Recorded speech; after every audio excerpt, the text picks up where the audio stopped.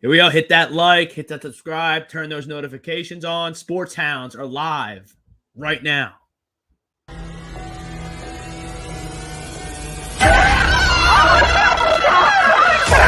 Let's go!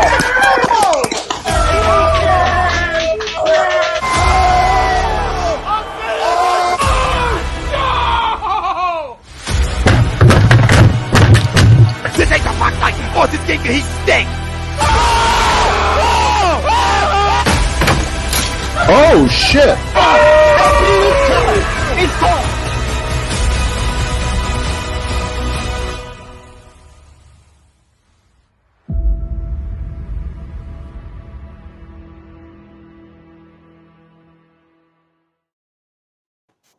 All right, here we go. It's Monday night. The Sports Hounds are live exclusively on A2DRadio.com. He's Brad Ryer. I'm Rob Brinkman. Frank Vesby produces. We're live on Facebook, YouTube, Instagram, Twitter, Twitch, Periscope, and YouTube. If you miss anything here on A2D Radio, download us wherever you get your favorite podcast, Spreaker, Spotify, Google Play, iHeartRadio, iTunes, absolutely everywhere. Shockwaves across the Delaware Valley. Eagles Nation, a buzz right now. Huge trade with the Saints. We're going to get into everything that is concerned with that. We got opening day on Thursday, Friday, depending on who your team is, when you guys play. We're going to, even last week, we did our predictions, and guys are moving left and right. Kimbrel gets traded. AJ Pollock's on the move. Manea, who's a damn good pitcher, is on the move. And Brad, I don't know if you caught this, but Carlos Rodon of the San Francisco Giants pisses hot. He's out for 80 games. That literally just happened. So we're breaking news here on the Sports Hounds, like we do. Wow, and I was going to pick him last night. Yeah, good thing you didn't. The person Pat has him. Pat has him. The kid who wins the league every year. He's heated right now. He's blowing me up. He picked right in front of me and got him. Yeah, because I would have had him next.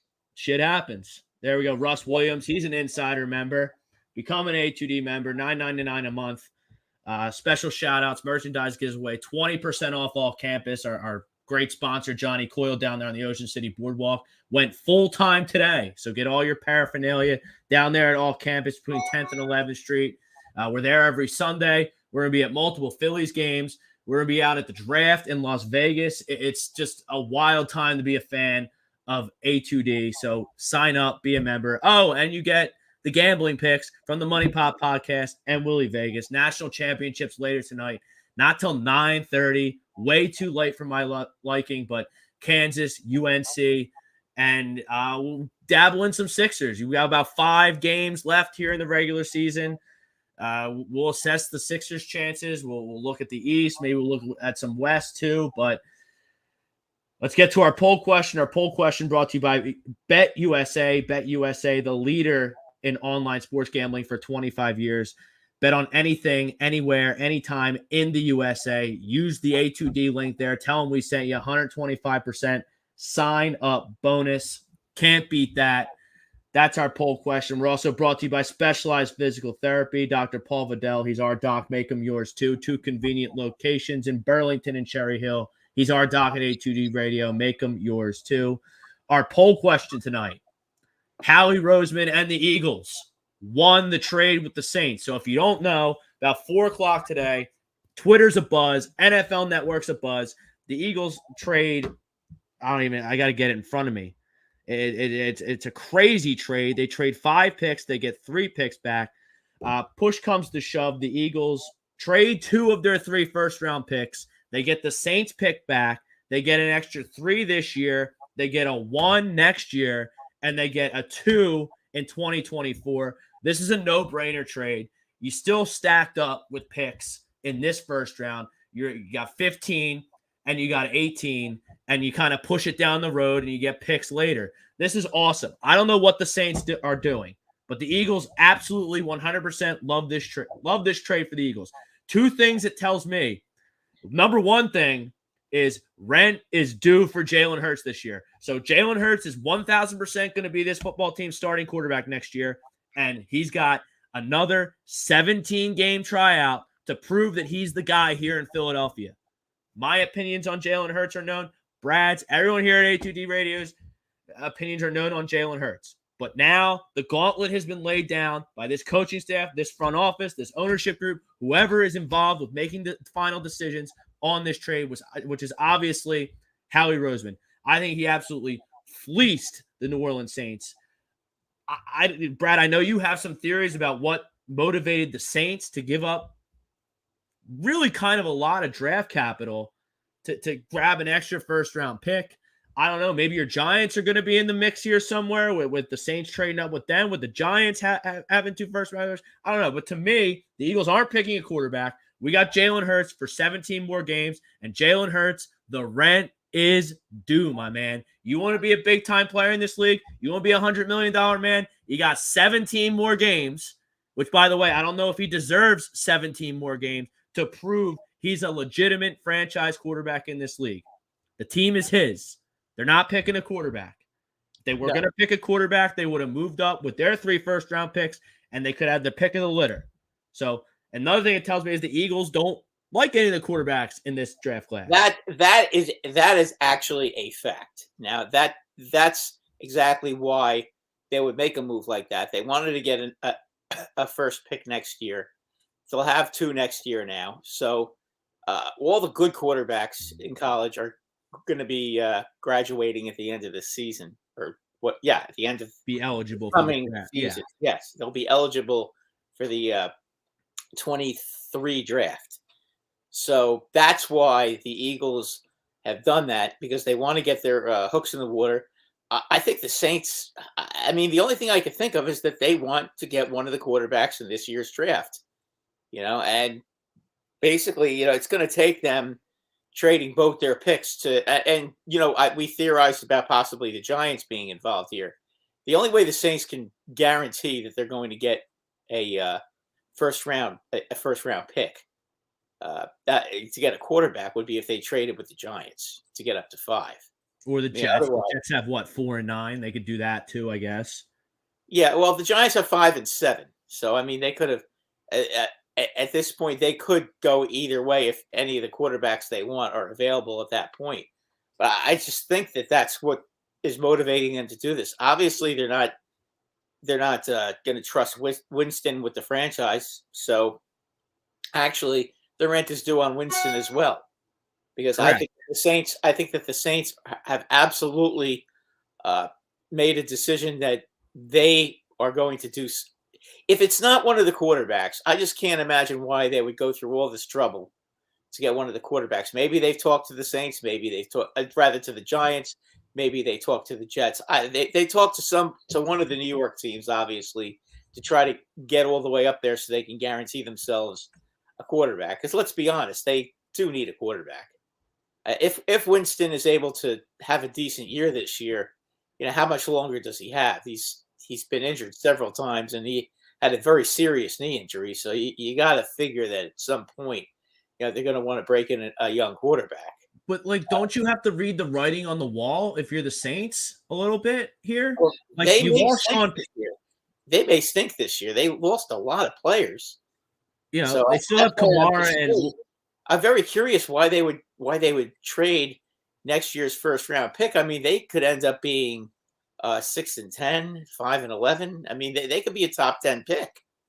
And that's super valuable for the Eagles. So now whoever's playing the Saints, Eagles Nation, just like we were with the Colts last year and the Dolphins and teams like that, we're rooting against the Saints hard. Look, they're obviously in love with someone, right? You don't give up a first-round pick in 2023 and a second-round pick in 2024 if you're not straight up smitten with one of these quarterbacks. Here's the problem, Rob. If they're now, I'm looking at it as a Giant fan. If they're going to do something with the Giants, what possibly would they give the Giants in return? Are they going to give them both their draft picks this year to move up to 5? Because you don't have that stupid chart, like they were talking about on NFL Network, that stupid chart that they use for the trades. Yeah. So theoretically, they do have enough draft capital remaining to get up to 5, because you got to jump Carolina. If you want a quarterback, if you want your pick of the litter of the quarterbacks, it would seem that you have to get ahead of number 6 and the Carolina Panthers, because they need a quarterback too. So, I mean, the only thing that would make sense for the Giants, if they were to go that route, is New Orleans would have to give them their 2 first-round picks. I mean, that would make sense for the Giants because then they'd be picking. Then they'd have 3 picks in the draft. But again, I think the Giants really have their heart set on an offensive lineman or a defensive end. I mean, I think Thibodeau and the kid from Iowa, from what I've heard, those are the 2 guys they want. So that's. I mean, unless something changes, it just doesn't seem like the Giants would do that. I mean, you're not going to get one of those guys if they trade down. Even if I'm the Giants, Brad, I'm not trading whatever 15 and 18. No, the Eagles have 15. So what they have, Saints have 16 and 19 now. Like for the 5, no way, they can't do for the 5 or the 7. I'm standing pat if I'm the Giants because the Giants, like, you got a guy where rents due as well, and Daniel Jones, because right. May 2nd is the deadline where they have to pick up or not pick up his 5th-year option. Right, and here's the thing at this point. The Giants are going to give Daniel Jones, a shot at it this year. Okay, one last shot. So you think I think that they're going to build. I think at this point they're going to build up their offensive line, which they've already done with signing a lot of free agents, and they're going to try to build up their defensive line and have the team in a little bit better shape, and then go ahead next season and see if they can draft a quarterback. Because I'd be very surprised if the Giants aren't in the top 10 again as far as their opportunity to draft again. So they could easily draft a quarterback next season. So you're ruling out a quarterback selection from the New York Giants at picks 5 and pick 7. Is that correct? No way. Listen, if they do that, there's more premium quality. Listen, those two guys could absolutely be outstanding quarterbacks. I'm not an expert. Okay, I'm not a draftnik, nor am I really. Have I watched enough college football to make judgments on Pickett or the guy? What's the other guy's name? Malik Willis. Yeah, Willis. I'm not. I mean, I've seen highlights of him, but again, it's quite a jump from where he quarterbacked to playing in the NFL. So at this point, I just don't see it. I really don't. Howie Legend pulls it off again. He trades 3 picks. He gets 5 in return. 2 he gets 3 back this year, and then he gets an extra 2 on the back end. It's a genius trade. The Eagles won the trade. Eagles have the better end of this trade, right? At the end, when you consider that next season they're going to get a 1, and the season after that they're going to get a 2, and quite frankly, as the years go by, the Saints are going to get worse and worse because their free agency situation is going to be terrible. They're not going to be able to really sign any free agents. I think they've absolutely gone and redone as many contracts as they possibly could. So I don't see it. And I don't think the Giants are going to be doing them any favors either. What, the Saints or the Eagles? The Saints, they're not going to do the Saints any favors. Why would they? But, like, don't the Saints have to, like, read the writing on the wall? Like, look, we don't have Sean Payton. We got Jameis Winston off a busted knee. Like, we lost our best offensive lineman. We lost our best safety. We don't know what Michael Thomas is or is going to do if he's heads in the game. We have no idea about that guy. We haven't even seen him. And, like, you got, like, Atlanta. Arthur Blank came out today and said, yeah, we had to move Matt Ryan. We're trying to build it back up and be contenders again real soon. So we're gonna have money next season. We're going to be able to pay our guys. We're going to be able to pay new guys. And then they could pick a quarterback because I think they pick 8th.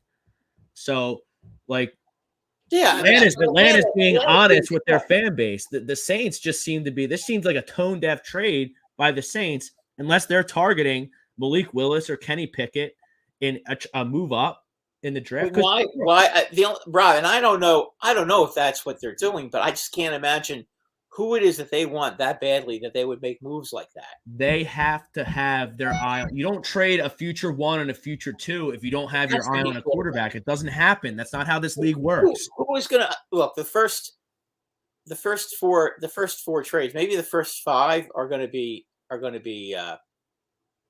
offensive linemen. They're going to be trench guys. Yeah. Yeah, they're all going to be trench guys. The Giants are going to get a trench guy as well. But the Saints just simply don't have the trade capital to give to the Giants, and the Giants have their own cap problems. They can't really afford to take on a big salary. I mean, this isn't the NHL where the trading team can pay half the contract, against the cap. It's not like that in the NFL. And then another thing where I think the Saints failed and didn't read the room at all, like let's say you don't because I think Willis is going to be in the top 5, like a top 6 guy, whether it's the Saints moving up or Seattle or Atlanta taking him. Someone's going to take Malik Willis. Well, Carolina is in a perfect spot to get him because they're between the Giants two. They're the sandwich. They're the sandwich in between the Giants' 2 picks. But if you like Corral or Ritter or a quarterback not named Kenny Pickett or Malik Willis, he's probably going to be there for you in the teams where the Saints originally picked, and you're going to get a quarterback that you like and can possibly build around and develop while Jameis Winston's your stopgap without having to have to give up, the 2 in 24 and the 1 next year. So they must really like someone. Yeah. The only thing is that I can't. How does it benefit the Giants to do that, especially when they've already traded their 23 first round pick? If the 23 first round pick was in play for the Giants, then you got something. Then you got something, but you guys already got him, got that pick. So what could they possibly do to make the Giants happy? Literally nothing. Well, because the Jets. Like 7's worthless because it's not ahead of the Panthers. Right. And then what are the Jets? The Jets are 4, right? Yeah, the Jets are going to give. They're going to give that quarterback they drafted last year. They're going to give him a chance. But the Saints could move in there. Maybe is that what they're trying? They're doing something. Well, they're doing something. Okay, so who's picking first? Jacksonville. Jacksonville has a quarterback. They have a quarterback. They're not. There's no way they're picking a quarterback. But how are you going to get to 1? I don't know how the Saints think they're going to get in the top 5 ahead of Carolina without a 23 first round pick. It's impossible. No one's going to do that. Yeah, with who's second, third, and fourth? The Jets are 4th. So second's Detroit. They're not. I don't know what they're going to do. Yeah, they might pick a quarterback. They kind of have Goff, but you remember that the Lions also have the Rams pick, which is last, but it's still, and then they're going to pick second in the second round. So, but if you're the Lions with 3 first round picks, you're not going to take a quarterback. You want to get some players on that team. Jared Goff we make fun of Jared Goff a lot, but he's okay enough while you build up. That's what I'm saying. Go build yourself a team. Third is Houston. Houston does not have a quarterback. They claim that they like Davis Mills, but everybody lies at this time of year. Yeah. Davis Mills, he did some stuff last year, but I don't know about Davis Mills. I have no idea. Yeah, the Lions might be the team, but I don't think they want to trade the second pick. I doubt it. I think the Lions want to get that one defensive lineman that's out there that they consider elite. So, I can't remember which one it was off the top of my head, but I know there's a couple of really good defensive linemen. I think that's where the Lions are going. I think the Lions want to build up their defense. Like you just said, if you have multiple first, like you should just if you're an NFL team in this draft, just send a bus to Athens, Georgia, go to the Georgia practice facility, put them all on a bus, and bring them back to your professional facility. That should be your draft strategy this year. Or Alabama. That works too. Yeah. So, they could. If I'm Detroit, I'm building up that defense. Okay, I don't think their offense was all that bad last year. They did manage to score some points, but their defense was a sieve. I'd be going if I had the 2, the 31, or rather the 2, the 31, and the 34. I'm going to try to fix my defense. You can get 3 quality premium players with that haul. I mean, why not? Russ Williams, Howie did it again. I love this trade. Yeah, I love it. And what we've established with this trade is Jalen Hurts is your quarterback next year. Jalen Hurts has 17 more games. Rent is due.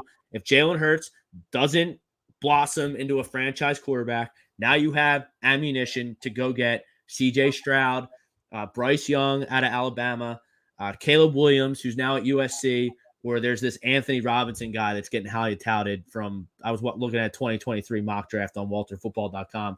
The quarterback there's also guys that could develop into that right. level. So, and then number 2 is the Eagles don't like any of these quarterbacks. Well, the Eagles, I don't think the Eagles like any of the quarterbacks this year. That's pretty obvious because they wouldn't have made that trade. The Eagles would have been the ones trying to get in the top. I don't think that these quarterbacks right now are worth taking it at 1, 2, 3, 4, 5. I think at 6, it might make sense for Carolina. Carolina's actually got a decent roster. Yeah, they could use a quarterback. They might. I could see them grabbing one of the quarterbacks, but then after that, I don't see it happening. I think Minnesota could end up grabbing one of the quarterbacks. I think Pickett would be a terrific pick for them, and then he can sit down while Farad plays his one season for $40 million this year, and then go and watch, and then play next year and do it the old-fashioned way. Bryce Blackwell's in the house. He likes a good trade, good for the Saints and good for us. I don't know. It's a head scratcher for the Saints for me, Bryce. It's a real head scratcher because I think you can get a Matt Corral. I don't know I don't know what the Saints. Well, you don't make this trade. You don't make this trade to get like a defensive end and an offensive lineman at whatever they have now, 15 and 18. No. If you're making a trade like that, you're trying to get a quarterback. I mean, unless the Saints are going to trade somebody, unless the Saints are going to trade, let's say, their first round pick and get some and take a team's bad player, but they don't even have cap space to do that. Well, unless maybe they're going to attach players. Well, that's what I'm saying. But they maybe Kamara or Michael Thomas is going to be on the move as a part of this trade to get their quarterback in the future. I don't know. I hope they have a plan because on the surface right now, it doesn't look like they have a plan. And Mickey Dumas is not stupid though. I can't imagine that he would do something like that. And then I don't really trust without Sean Payton there that they have like Dennis Allen is a defensive guy. I don't know who runs their offense these days, but you don't have a quarterback whisperer like Sean Payton to develop. But their GM is pretty smart. That's what I'm saying. Over the years, he's been a very good GM. That's why I have to think that he must be in love with one of these quarterbacks. He's got to be. It's just, but when you look at it, the whole thing just doesn't look. The only thing I could think of is if they traded, if they went to say Carolina, because Carolina they could get whatever quarterback they want at number 6, but they'd have to wait till the the draft to make a move like that, where they get Carolina and then they maybe give them Kamara, and then Carolina could move one of their players. I mean, I just don't know what else they could possibly do. Blue City Empire Sports breaking news from the New York Giants and 7 other people from the Giants organization went to dinner with Kayvon Thibodeau. I told you they liked him. And you know what? If the Giants draft him, I'd be very, very happy. From all I've heard, that guy is a stud. He's a little goofy, though, so just be prepared for that. Oh, we had Odell Beckham for all those years. He isn't a little goofy. Would you take his Would you take Thibodeau's production the way we got production from Odell, even though he was a little strange? Definitely. Yeah, that's what I'm saying. So Odell would never. Nobody ever said Odell wasn't a good teammate. So nobody on any team that he's been on has ever said that. Whatever it is, he seems to piss off the management on every team he's played for. So And he didn't. I guarantee you, he didn't piss off the Rams though. Before he hurt his knee, he was making a big impact in that Super Bowl. And then when he got hurt, they couldn't move the football. yeah, I think he scored a touchdown. I think he played 7 games with the Rams. When it was all said and done, he scored touchdowns in 5 of them. Yeah, and he can definitely make the excuse that he played with an awful quarterback because Baker Mayfield was not good. Bryce Blackwell, next year's class will be better, at least 5 guys. I assume Bryce is talking about the quarterbacks there. You got Caleb Williams at UFC, CJ Stroud from Ohio State, Bryce Young at Alabama, and this guy, Anthony Robinson from Florida, who is in the top 10 of Walter Football's 2023 mock draft. That's what makes this trade so good for the Eagles, because now they're in a situation where if Jalen Hurts turns bust and the Eagles have a bad season, then they're going to get themselves another quarterback. But they might not even have to trade. Let's look at it. The Saints might stink. Well, yeah, I think what they're doing right now, I don't know that they're even with the talent they have right now. They lost a ton of guys to free agency. They did restructure the team, but they need draft choices. That's why it just doesn't make sense what they did. They need picks to try to get themselves back to relativity again. And then if the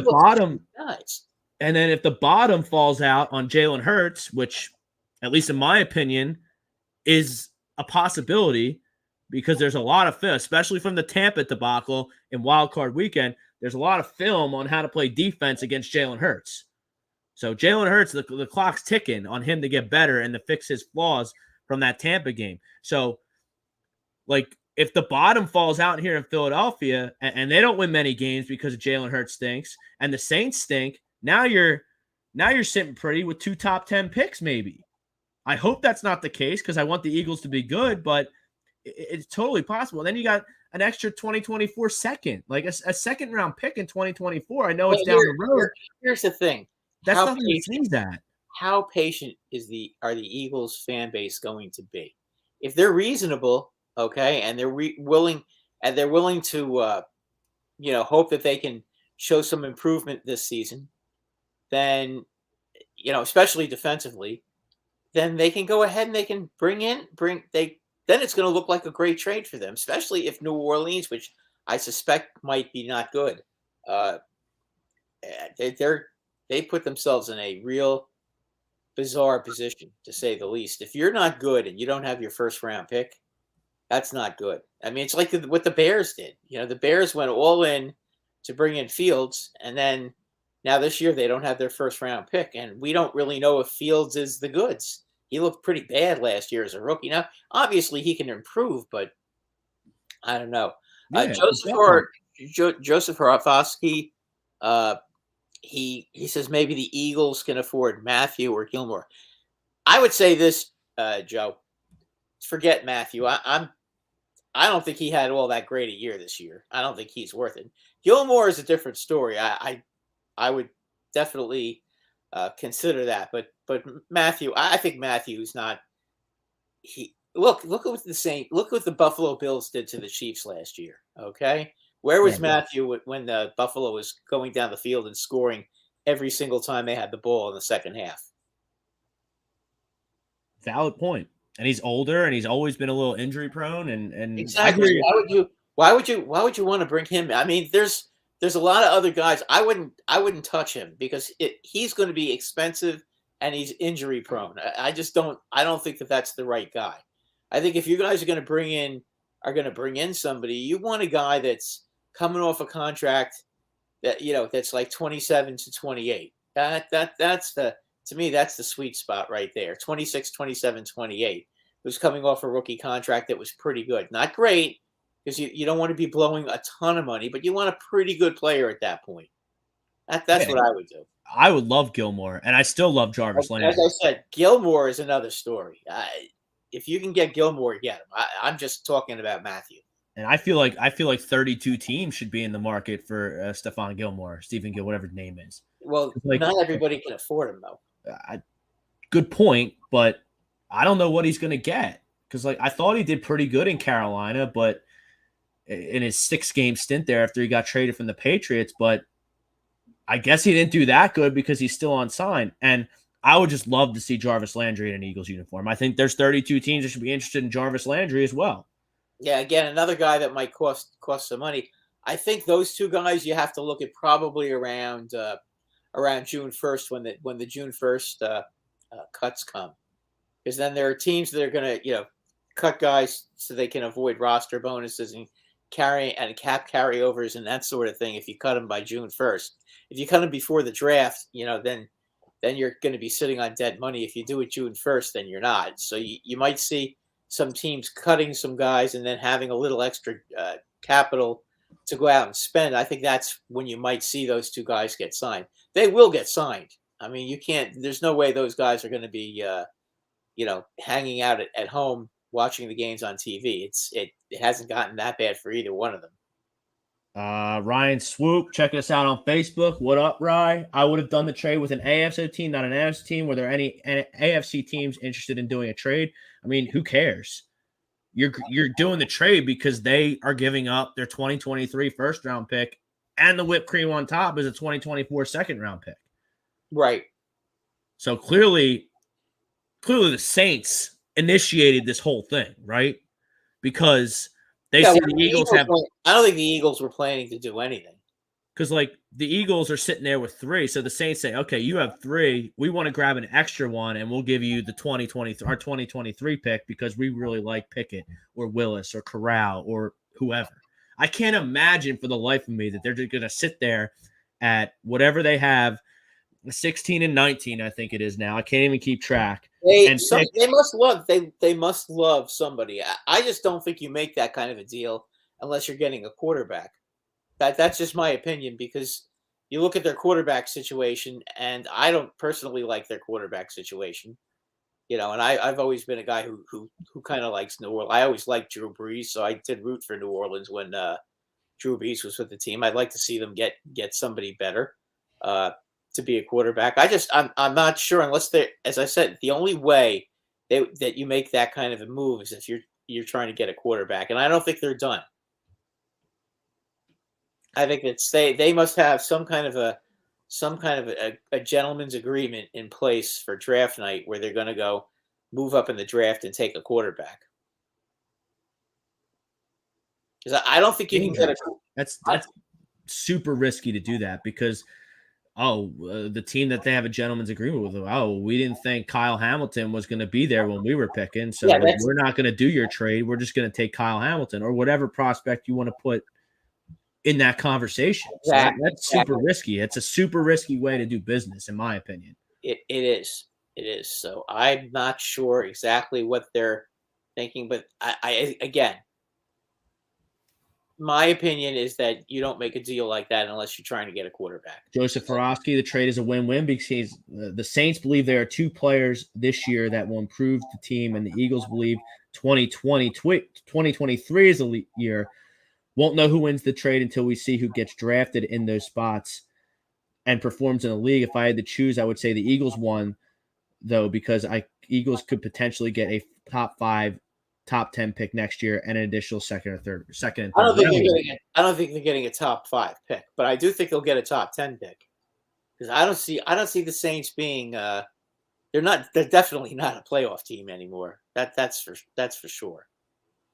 And I don't understand why the Eagles wouldn't think 2022 is their year. I understand you have the Bucs and the Rams, and we'll see what the Packers do to surround Aaron Rodgers now that the cupboard's kind of bare there around him. But you got that's not a guarantee. So you have teams like the Vikings and the Eagles and who else? The West, the Niners, the Cardinals that can jump up. 7 teams make the playoffs.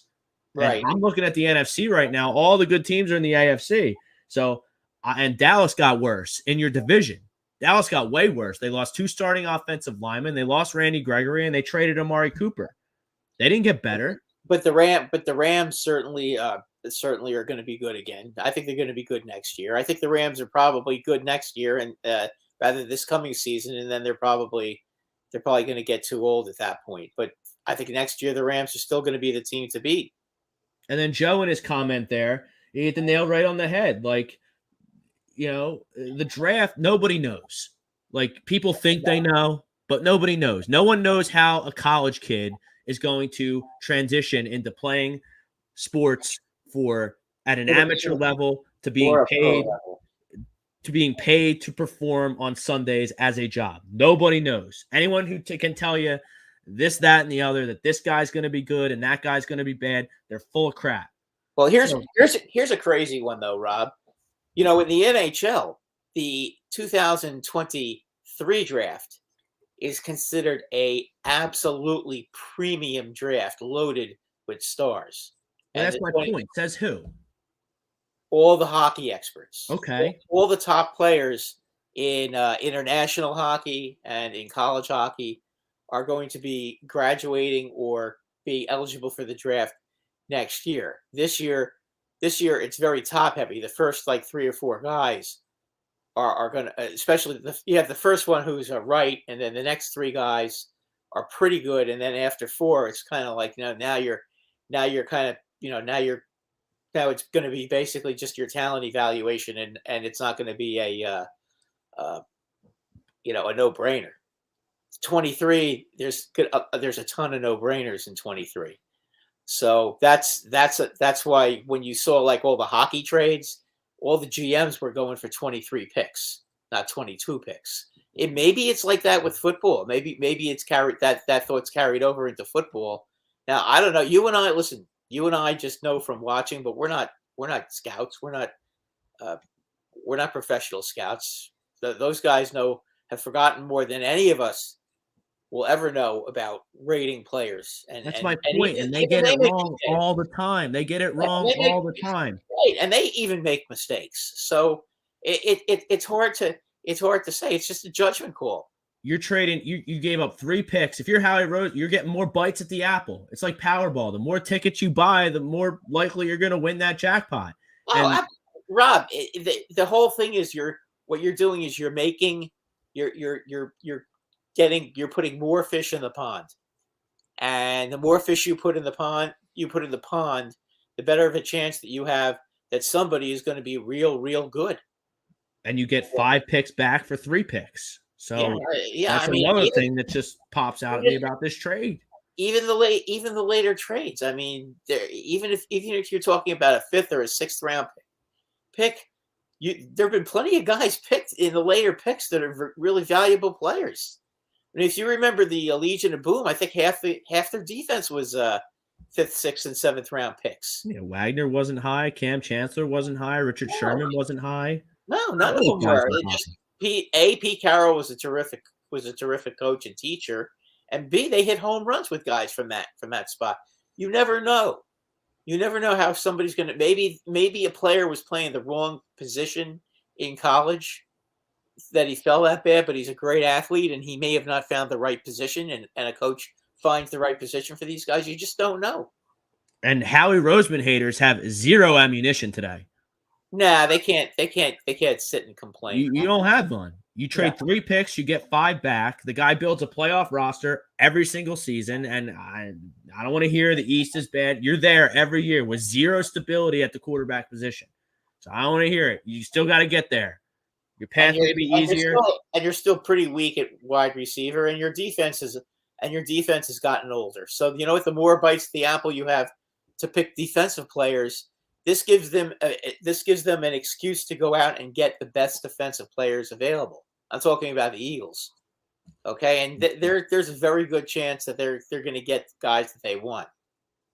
Ryan Swoop, I like the trade a lot, just not within our conference or within our own division. Why help out or do a team within your own conference a favor? The trade helps the Eagles, but I still don't like doing it within our conference. Now, if you're fleecing somebody in your conference, what's the difference? Especially a team that could potentially be awful next season. Right. I think you're thinking too much about that, Ryan. Yeah, you just gotta. You can't think that way. Okay, I mean, are the Eagles going to be worried that they picked Smith instead of what's his name from the Cowboys? Parsons. Yeah. Are you going to sit there at Micah Parsons? Are you going to sit there and you're going to Micah Parsons, whatever the hell his name is? Are you going to sit and worry every season about training, about trading possibly those picks? No, of course not. But like the Saints clearly reached out. The Saints are the initiators here. Yeah. The Saints asked Howie out on a date, and Howie said yes and fleeced them hard, in my opinion. The Saints reached. They gave up way too much for what they got back. All they've done is given the Eagles now 2 years of multiple picks. And that's that for a guy like Howie Roseman to get that many picks. I think that's Howie Roseman has always been pretty good at drafting, for the most part. He does. Does he sometimes mess up? Sure, he does. So does everybody. But you're giving him 4 first round. You're preaching to the choir about Howie. I'm done. Like, Howie killed the draft last year. He killed it. He got Devontae Smith and Landon Dickerson with his first 2 picks out of Alabama. All indications are that they're going to be starters for a long time here in Philadelphia. Yeah, no, they got good quality players. You got Milton Williams, a great rotational defensive tackle later on in the draft, and you got Kenneth Gainwell, a kind of gadget gizmo running back like Darren Sproles was. He scored 7 touchdowns as a rookie. He's a 4th, 5th round pick. Howie killed the draft last year. That's why you made the playoffs. Exactly. That's why you won 9 games instead of your projected 4. Exactly. Well, who would have known? But you know what? He came up. Howie did, is my point. Yeah. But what I'm saying, Howie knows what he's doing. Okay. Maybe he reached a little bit with Hurts, but you know what? Howie didn't like Wentz anymore. Howie thought Wentz was not good. And that trade looked and that wasn't so better and better every day. Yeah, and you know what? They bring it. So they end up he drafted Hurts in the 2nd round, and you know what? He's playing right now. What better for worse? Hurts may not be the best quarterback in the league, but he's definitely better than Wentz at this stage of his career. So I mean, that's just a loser. He's just a loser. I've never seen an owner come out after they trade someone and say, "Yeah, we should have never brought that guy in. It was a total mistake." I've never seen that in my life. That says a lot. At least publicly, maybe behind closed doors, like you maybe say that. And then Frank Reich had to go on his hands and knees back to Jim Irsay and said, "Yeah, sorry, I pushed for him to come here. My bad." Yeah. I've never seen now he's on the Commanders and the Eagles will see him twice a year, and it doesn't worry me one bit. No, and as a Giant fan, I'm not afraid of their offense at all with him quarterbacking. All right, here's a question from John Malmos. He thinks the Giants should move Barkley. There's some nice backs in the draft. Same with the Eagles move on. My Eagles move on from Sanders. Is that a thing in Giants Nation? Moving on from Saquon Barkley? No, you're preaching to the choir, and yeah, it's been a thing. They want him out. They want Bradbury out too. Everybody wants to get rid of Bradbury, and everybody wants to get rid of Barkley. So you're gearing up for another rough season there in New York. Yeah, we weren't expecting to have a bad season last year, but you know what? If at this point, Gettleman screwed up the team pretty badly. Okay, so at this point, you can't try quick fixes anymore. Go in, rebuild the team, and let's get ourselves ready for 23. We know we have another year with Jones, and we're in the same position. We're in the same position really that the Eagles are in. If the Giants are going to want to make a 5th-year offer to Jones, it's going to cost them $21 million to pay him for a 5th year. So you think if Jones doesn't absolutely light it up this year, he's done. He's gone, and that'll be the end of it. The Giants next year will have a lot of salary cap. They won't have 2 draft 1st-round picks next year unless something bizarre happens in the next couple of weeks or in the draft. They're not going to have 2 picks for next year. So, I would like to see them try to get rid of both those guys and start fresh again with running back. And Bradbury was not that good last year. Newsflash, he was an all-pro the year before. This year, he didn't even make the Pro Bowl. So what does that tell you? Now, was last year his first season with the Giants? Second. So he was good his first year. He got paid. Then he fell off. He was great his first year. Okay, I mean he was a shutdown corner, but last year he was not a shutdown corner. I mean, there were games where he was just getting toasted. He had some good games, but then he had other games where he was getting toasted. And I think the league, the receivers have figured him out for whatever happened. So I don't see that, and I don't see them trading Barkley either. Because if they were going to trade Barkley, I think they would have done it already. Bryce Blackwell, he says the Lions want to trade the second pick. I wonder what Don 19 thinks about that. I think that makes a lot of sense. Maybe the gentleman's agreement is with Detroit. I just don't know what you do without a 23 first-round pick. How do you get up there? Yeah, I just think that unless this is just going to be like a Ricky Williams type trade where the Saints again trade their entire draft and like some picks next year for the second pick and take Willis. Someone said that their buddy was a Saints fan in the chat, and they said that the buzz around New Orleans is that the Saints really want Malik Willis. Okay, why are you trading your 23 first-round pick when you're not in the position to get Willis yet?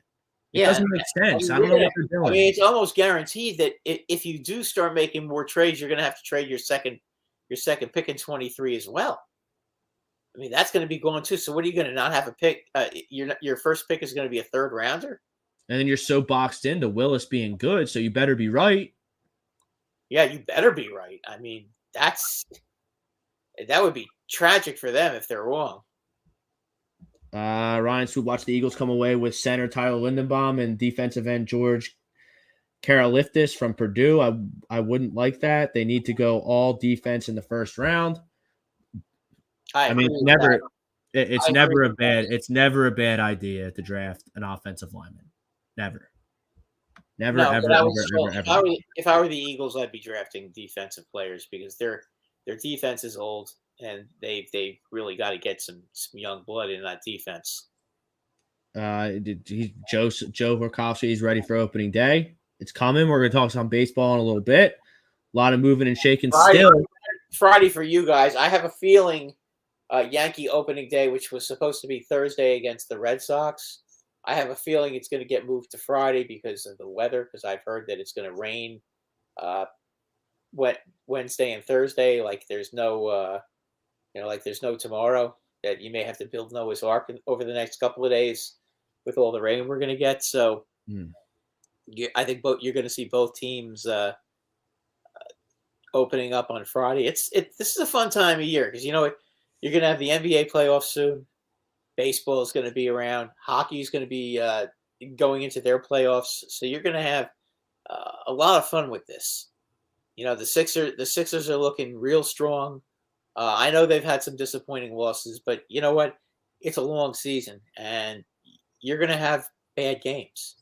Okay, I know the loss to Detroit was absolutely disgusting. I get that. Okay, my Rangers lost to your Flyers last night. Okay, although your Flyers did they coughed it up. They tried to lose. Yeah, they did the best they could by giving up 3 goals in the third period and handing the Rangers a point. but it happens. You get games like that, and the same thing happens. The same thing happens to the Sixers. Sometimes they just have bad games. It happens. It's a long season, and sometimes certain players, it's just not going to be their night. It is what it is. You have a vastly improved Philadelphia Philly offense coming up this year, so that should be fun to watch.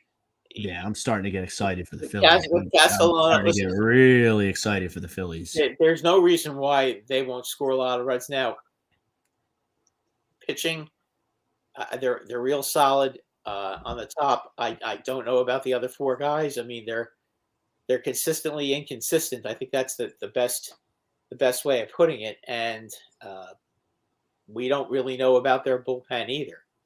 Sir Anthony Dominguez got demolished today. Yeah, what was that? Is that not live? What I'm watching right now? I'm sorry. I got Phillies Yankees. I don't care. It's spring training. So no, I know. But what you want to do is you want to see the pitchers pitch well, though. Well, I have it's on MLB Network right now. The Phillies and the Yankees in spring training. So I guess that already happened, and doesn't sound like the Phillies did too hot today.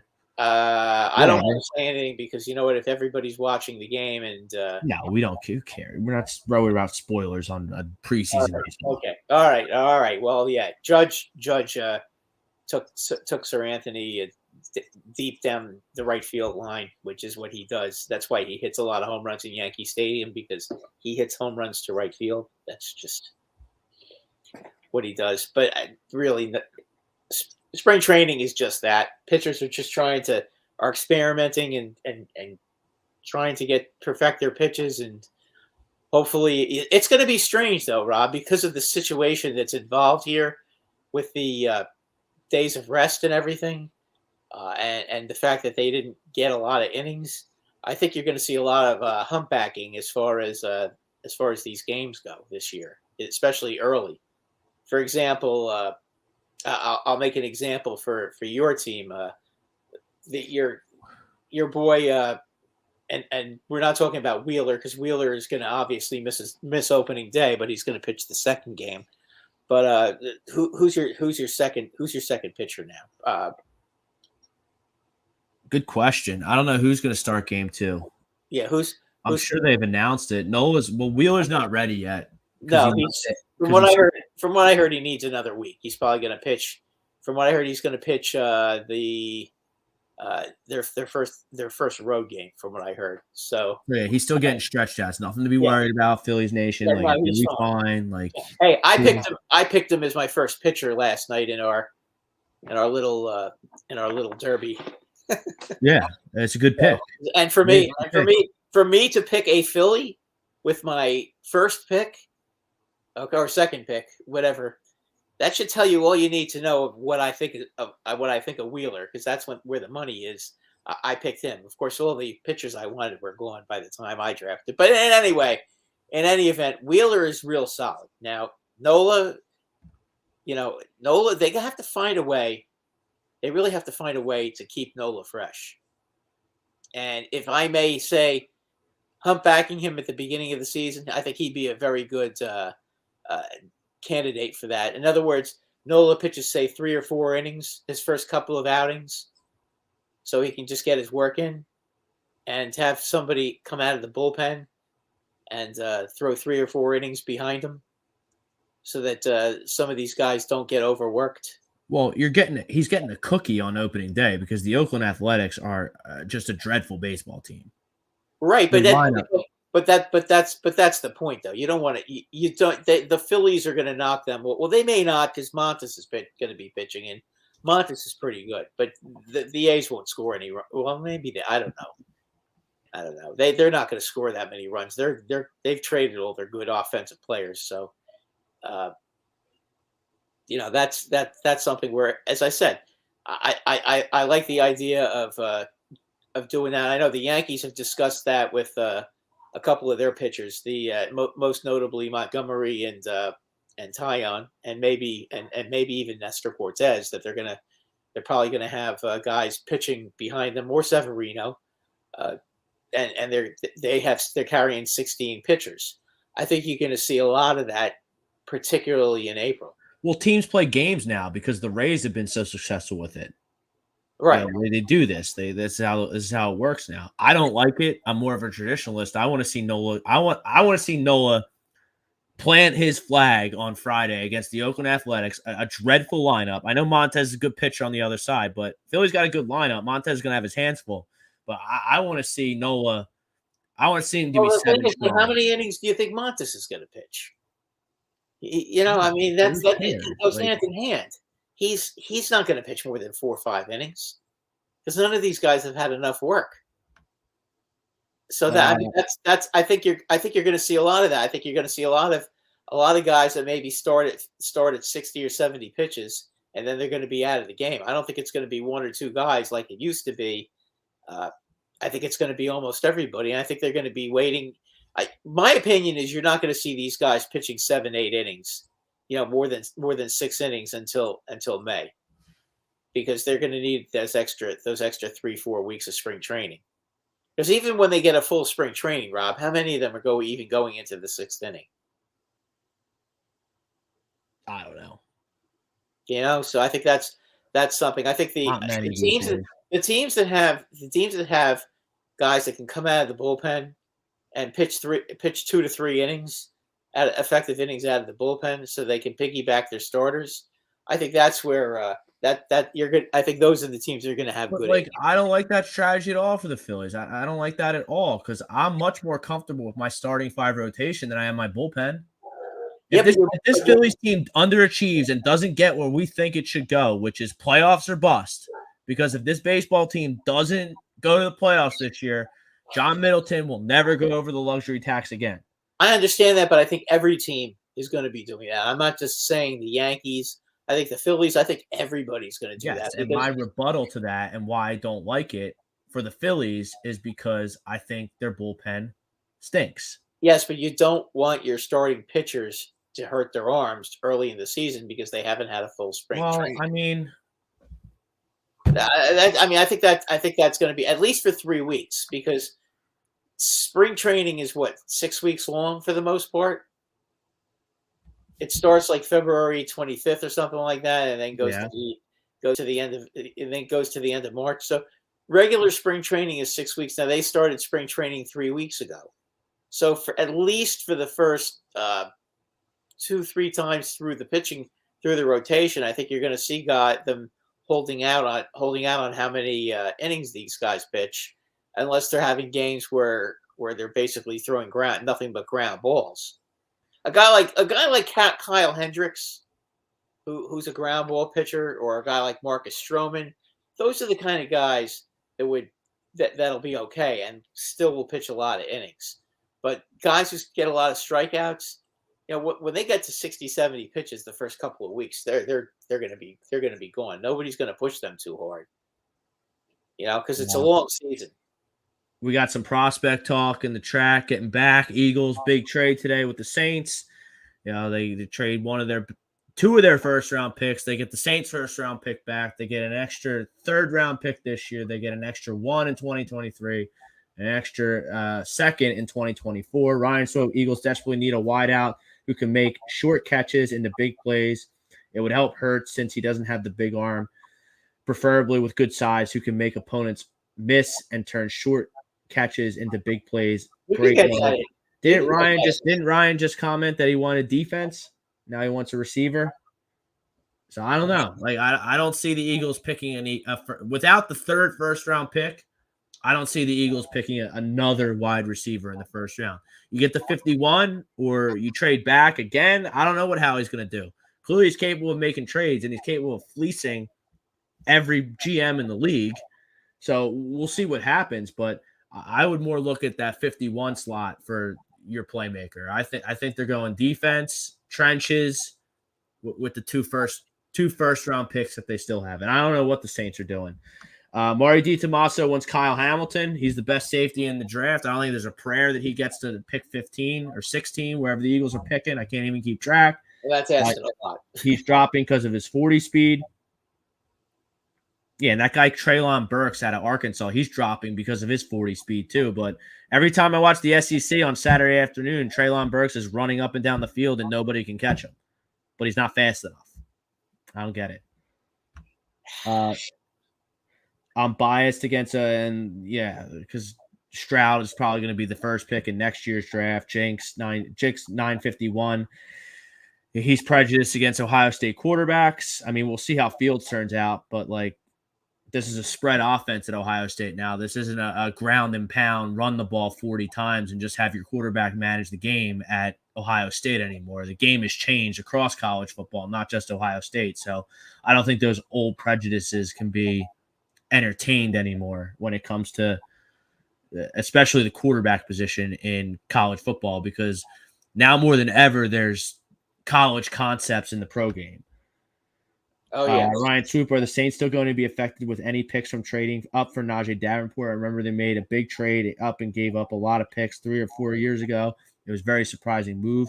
I mean, I remember that too. I mean, I would imagine that that's over with, but now they're aggressive again. And then you look at teams like the Rams and the Bucks that, they won Super Bowls being aggressive.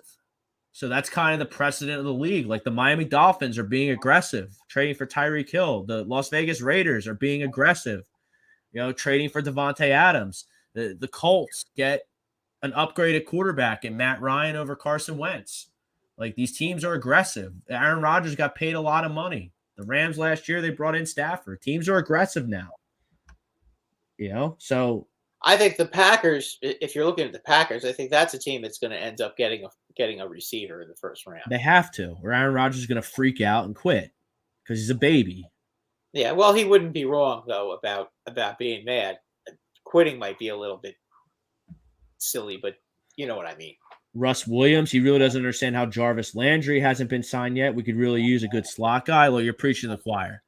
Every week, I do the Rant Booth on Sunday. I do this show on Mondays here at ATD Radio. If you want to listen to the Rant Booth, go download us wherever you get your favorite podcast, Spreaker, Spotify, Google Play, iHeartRadio, iTunes, Takeover Talk. I don't understand how Jarvis Landry is not signed. Like, look at the Packers. Like, why wouldn't the Packers just gobble up Jarvis Landry? Like, because they don't have the cap space. I mean, yeah, I guess you got to do a little bit of a sales job to get guys in there with Rodgers. But, I mean, Jarvis Landry, he's still got a lot left in the tank. Like, he's got the Odell Beckham syndrome. What happened to Odell Beckham when he left stinky Cleveland and stinky Baker Mayfield? He straight popped off. Exactly. Same thing's going to happen to Jarvis Landry. Same thing. Put him on your fantasy football draft board. Middle round pick, Jarvis Landry. He's going to ball out next year. Every team is trying to lowball Landry, and one team is going to get a good player. Yeah, that's name brand on YouTube. Greg Milakovic, he even agrees with the poll. He thinks Howie Roseman won the trade. So Greg's in the house, and he agrees with the poll. Eagles won the trade. I don't know anybody how you can be outraged with this trade. This is a genius move. Why would anybody be outraged? I know how the fans are sometimes. I know, but when I read the trade, when you sent me the trade, I was reading. I was like, what? And I had to read it like 3 times because I couldn't believe what the Saints were doing. It's like, well, I kept saying to myself, why would they do that? Maybe the Saints will be laughing at us. Like, remember all those guys on ATD Radio that said we didn't know what we're doing, and they get their guy and he's good, and then they won. But boy, they're taking an awfully big chance. I mean, if they screw up, this could set their franchise back for 5 years. Then our draft talk tonight brought to you by Aria Public Adjusting, 813-564-3364. Don't fight your homeowner insurance alone. Contact Aria Public Adjusting. There's the number right there. Tell them Brad, Rob, Sports Hounds, A2D Radio sent you. They'll take care of you. No reason to do it alone. Strength in numbers. Contact Aria Public Adjusting. They'll get you taken care of. Do you think the Eagles can trade up for one of these top corners? Yes. Sauce guard. They can, yes. Because now they have extra picks the next 2 drafts as well. So yeah, they could give up their one of their first round picks next year, or they could give up another one. They can do whatever they want. I don't think this is a draft trade up, unless you're in love with a quarterback like the Saints seem to be. I don't think this is a draft where you trade up for an offensive lineman, defensive lineman, or secondary guy, because the narrative seems to be that there's so many guys that are like kind of the same in terms of value. Yeah, I think basically from 1 to 20, I think that there is some high quality players to be had. I mean, it falls off a little bit after that, but you're not going to not get good players in this draft. This is a pretty deep draft. Ted, I know you guys like to bet. What's the over under on Ron Rivera resigning with them holding money? Yeah, I'm not familiar. So a story dropped on, I think I read it on Bleacher Report, that like Daniel Snyder's kind of cooking the books down there in DC, kind of like misleading everyone about how much money. I didn't really read it. I don't know any details, but like I would be shocked that if that resulted in a head coach resigning. But maybe. Washington's always a mess. Yeah, but when he says when you say cooking the books, they can't cook the books with the salary cap, can they? because everybody. Like I said, I didn't really read it. I'm not really that knowledgeable on it. Like, yeah, when they say he's cooking the books, maybe like the headline was like Daniel Snyder might be like have 2 sets of books to like mislead people about the finances of like where money's going. I don't know, but the cap is the cap. You're right. Yeah, the cap is the cap. So far as the product on the field goes, they can't change that. Now they may be able to do stuff like that with their banks or with the bank or whatever. That I don't know what he's involved in. But as far as the cap goes, you can't if you lie to the NFL about your cap, they'll throw you out. They'll forfeit your games. And then you'll still have to pay all the players and not play the games and get any of your money. So nobody's going to do that.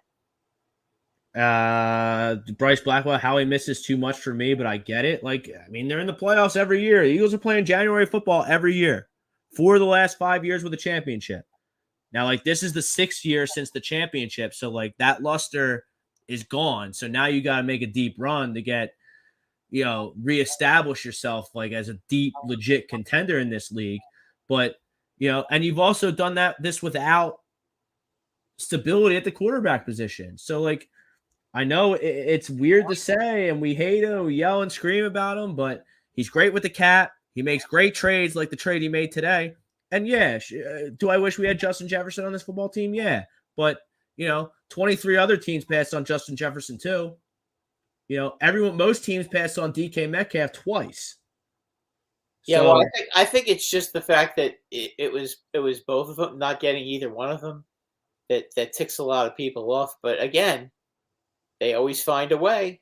And like the guys you got, Arthega-Whiteside and Rager, just are total stiffs. That doesn't help the case at all. Yeah, he listen. Has he botched a few? Yeah, but you know what? He's more than made up for it in the long run. I mean, he was able to figure out a way to keep Fletcher Cox and save the Eagles some money. And Cox just loves playing in front of the Philadelphia crowd, so he resigns with the Eagles. Takes less money, and good for him. A guy like that, he's a class act, and you want to see a guy like that stay with the same team. Yeah, and I'm a big believer in continuity. Like the Colts have had 5 different quarterbacks in the last 5 years since Andrew Luck retired. Like that doesn't work. No, it's very hard to win when you do that. It really is. So like as much as we like to live in fantasy land here and say, oh, why wouldn't you just release Fletcher Cox and trade for DK Metcalf? Like it's just not that easy, number one. And number two, like the trenches and the quarterback position, like you got to have continuity. Same with your coaching staff. You're firing coaches every 2 years. Like you're not successful. You'll never be successful. Nope. And case in point, the New York Football Giants. There you go. This is when you keep doing that. This is what you end up with. There's Ted. He's got a question for the Giants. Do you want the Giants to take a shot at Baker Mayfield? No. Me neither. Baker Mayfield. No. He's another loser. If he came to New York with that attitude on him, and he said, "Oh my," could you imagine? I mean, Giant fans are always booing these days. They have no problem booing anybody anymore. I would hire Baker Mayfield to do my laundry. Yeah, I was a Baker guy. Me and Tom Arnone, we drove the bus. We drove the fan bus for Baker Mayfield for years. Here's my question, with Baker. Love them. Love this swagger. Baker was hurt last year, was he not? But like he's on the TV and he makes bad decisions and he's not athletic. He doesn't have a strong arm. He doesn't have it. I thought he was going to be like. Basically, he's kind of like Jalen Hurts 2.0. Except I think Jalen's more athletic. Baker might have a little bit more of a stronger arm, but Baker makes the bonehead mistakes too. And that's celebrity quarterback. Baker, look, a couple of years ago when they made the playoffs and they whomped Pittsburgh, I mean that was a great moment for them. But it just seems like whatever it is with Baker, if he has a decision that he has to make, a big one in a game, it's always going to be the wrong one. And I think any team, I wouldn't want my team. I'd rather go 4-12 again than bring him on the team. So I think you're going to have to give up a lot because the Browns aren't going to give him away, regardless of what people might think. They're not going to give him away. they'll keep him. They'll keep him there just to prove a point. Well, I think they're going to hold on to him. Somebody also has to play the first 4 games too. Well, however long he gets suspended for, Deshaun Watson definitely getting suspended. Oh, at least, and from what I've heard, I've heard rumors that they're saying 4 games. That's so what they're trade him at the trade deadline. I don't know what they're going to do. Yeah, I mean, somebody's got to play quarterback for the first 4 games anyway. They did sign Jacoby Brissett, so I don't know. That's a name to watch at the draft, I guess. But is Jacoby Brissett any better than he's not better than Mayfield though? Sorry, I'm not going to give you that. I mean, Baker had. I'm just telling you what they did. I'm just telling you what the Browns did. I know. I understand. I'm just saying. I don't think Brissett is any better. Is better than Mayfield. I mean, Mayfield gets if he's healthy, he should be better. He's a bad decision maker, and that's not something that you can necessarily fix. But I mean, what more does he want? I mean, I picked the Browns to go to the Super Bowl last year, right? No, so I thought that they were going to be pretty good too last year. Like you're the best running back tandem in the league. He at least started the season with Odell Beckham and Jarvis Landry as his receiver tandem. That's pretty good. Pretty good offensive line. And Baker just can't get it done. He's just not good. No, and they have good defensive players for sure. You know, and let's be honest, if the Baltimore Ravens didn't lose every good player that they possibly had on that team, right, the Browns would have been in last place.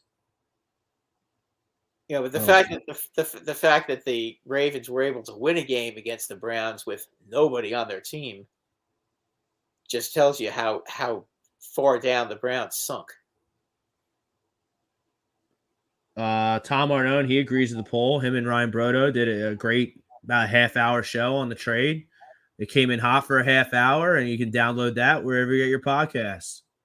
Listen what Tommy and Brodo have to say on the Monday morning quarterback. Yeah, I can't disagree with Tommy this time about that particular situation.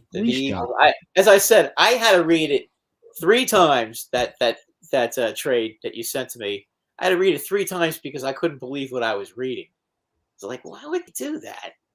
And then you know the little light bulb in my head turned on and said they want a quarterback. And then I was sitting there. I'm like, wait a minute, that's the 16th pick. They're not going to get a quarterback, one of those 2 quarterbacks at 16. Somebody's going to take a chance on them. It may not be in the top 10, but they're going to have to get in the top 10 before they get a guy like that. And how in the world are they going to do that? Ryan Swoop, Sauce Gardner is the only man-to-man lockdown corner in the draft. The rest mostly zone coverage corners. He's not going to last to the Eagles, guys. No, no not. way. But, I mean, we play zone here. Gannon likes zone. He doesn't like the blitz. I mean, I've actually heard rumors that the Giants are hot after him. I mean, yeah, you have 2 picks. So, you could. I could. Especially if you're going to dump Bradbury, like you said. Well, they want to. They're trying to trade him. And they want to get rid of Bradbury and get another draft pick. So I could see them getting a 3rd. I could see that. What's the chances Hurts gets his job taken by another Alabama quarterback? Probably. I mean, Bryce Young is pretty good. I think those chances are pretty good. I think Bryce Young might be the best prospect coming out of Alabama as a quarterback since Joe Willie Namath back in the early 60s. And that guy just, to me, looks really good. He looks really good, and they play a pro scheme there. And you know, in the SEC, they're always playing. You know, those teams are all pro level teams. As far as I'm concerned, you're playing the best of the best in college football on those teams. To be honest with you, you know, they may not be even the bad teams in that league. They're probably if you went on just pure talent and top grade players that are on that team, I think they could all. I think half the teams in that league would be top 10. But since they do it by record, you know, they can't obviously all be like that. But they are really, if you think about it. I mean, what was Auburn's record this year? Where they They weren't. They weren't very. I don't think they were that great. I know, but do you think they probably could have beaten any team in the Big Ten? Probably Yeah, some of them. I do. I think they could have beaten most of them. To be honest with you, maybe not Ohio State, but I think all the other teams. Matthew Walsh, Brandon Cooks is on the trade block for the right place. I would make a move for him. He would be excellent mentor for the young receivers. He's a solid career despite bouncing around. He's old now. I don't know. He's past his It prime. doesn't really do it for me, Matt. Doesn't really do it for me. If you're gonna get a guy, don't get old. You want a mentor. You want a mentor. I want a bulldog to be my mentor for my young guys, and that's Jarvis Landry. Yeah, you listen. Yeah, Jarvis Landry is not past his prime. He's still Jarvis Landry, in my opinion, is still in his prime. I just think that that whole There team, you go. Don chiming in that Auburn lost their bowl game to Penn State. Okay. So okay. There you go. Okay, but again, Penn State wasn't that bad this year either. Don 19 getting into college hoops. We had the national championship. I'm sure the Flight Zone will have you covered on that with some Sixers talk. Yeah, here, we'll do it right now. We got people asking about the national championship. I think Kansas is going to win. Yeah, I think they're going to cover too. What is the line still for? Good question, but I think because Armando Bacot, one of the best rebounders in the whole country, he got a little banged up against Duke. So I think that his health, and I think we're going to know about his health fairly early in the game because he's a big guy with a lower body injury. So we're going to see real quick if he can move and contend with the Kansas big guys who are just. You know what? North Carolina has been playing real well. They're very similar. They're a very similar situation with them as Villanova. They were both playing great. And unfortunately, they ran into a team that's just stacked. And with all the other good teams out, they all got there. I think that's the same thing that happened with North Carolina because a lot of the top seeds fell and they were still left standing. I think they're going to give them a battle in the first half, but ultimately by the end, I think it's going to be probably an 8 to 10 point win for Kansas. Kansas is just too deep and too talented right now. You know, it's going to take North Carolina to beat them. They're going to have to take a Villanova versus Georgetown game. It's not that. It's not that. The line's 4.5, Brad. I mean, yeah, but I think that they're just. I don't think they're in the same. I don't think they're in the same league right now. Look, and whatever that guy. Look what Kansas did to Villanova. I mean, Nova was a day late and $1 short. Once they lost their starting shooting guard Justin Moore in the Elite Eight to a torn Achilles, like that was that. Because Gillespie wasn't healthy either, and they only played 6 guys. So you lost Moore, you're down to 5 guys. Gillespie was at half speed, you're down to 4.5 guys, and you're just not gonna beat a team like Kansas with that thin of a bench. It's just not going to happen. Kansas is too big and too strong. They have great guards. They have shooting. They have great big guys. You know, they're a complete basketball team. They're loaded right now. So I mean, UNC is walking on water right now. You know, they're an 8 seed. I know, but they're in the championship. They beat Duke twice in championship settings. So they have that. Everyone's happy about that. I can't stand Duke. So Coach K goes out to both of his final losses were to rival North Carolina, and yeah, they're loving that. And, North Carolina, they have a guard named Caleb Love. He's number 2. I was at the games at the Wells Fargo Center, the Friday, Sunday Sweet 16 Elite 8. I mean, Caleb Love had 2 points at halftime against UCLA. He ended the game with 28 points, so he had a 26-point second half or something like that in 20 minutes against a great team like UCLA. Like the kid slaps. The kid can straight up ball. Listen, they have been playing lights out. They've been the red hot team that's overachieved in the play. I just think that at this point in the tournament, I just think at this point the Cinderella story for them ends. I mean, how many times does an 8 seed win? What was Nova? I think Nova was an 8 seed when they beat Georgetown in '85. Yeah, I think you're right. I think they were they weren't even the best team in their division. St. John's and Georgetown were way higher seeds than them. So you might be right about that. I think I am. I think I'm pretty much a diehard Nova fan at this point. So like I'm pretty versed on their history. I'm pretty sure they were an 8 seed. And like I thought Nova was going to be down this year, and here's Jay Wright just develops the team throughout the season, and they're in another Final Four. Yeah, Jay Wright is the new legendary coach of the. Whether anybody wants to believe it from any other cities or not, Jay Wright is the new legendary coach of the NCAAs right now. When he runs a clean program. Most of his guys graduate. I mean, what more can you say about a guy like him?